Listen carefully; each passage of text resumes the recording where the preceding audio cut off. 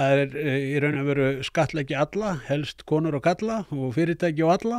Og hvár. Og við skulum ekki gleyma einu að því var nú lofa fyrir kosningar og stóð alveg bunan upp úr þessu ágæta fólki þá að það ætti ekki að skattleggja venjulegt fólk. En mér sýnist þá sennilega einasti Íslendingur sem venjulegur. Því að það verið að skattleggja alla, alveg sama hver það Við getum tekið samsköttun hjóna, við getum tekið vörugjöldin og ég var nú bara að hlusta á í morgun í einu góðum útvarpsþætti hér á Íslandi sem heitir Íslandi Bíti. Þar var framkvæmdastjóri bílaleigufyrirtækis sem var að tala að vörugjöldin munu leiða til þess að bílar munu hækka þetta 2 til 2,5 milljón næstu árum. Litlir bílar líka, Hyundai i10 og eitthvað þannig. Nákvæmlega 2 til 2,5 milljón. Og það sem að mér fannst athyglisverðast í þessu sem að hann sagði, það var að hann var búinn að reikna það út hvaða áhrif þetta myndi hafa á hækkun á neysluvísitölu. Og þar nefnir hann að hann hafi komist að þeirri niðurstöðu að þetta myndi auka verðtryggðar skuldir íslenskra heimila 12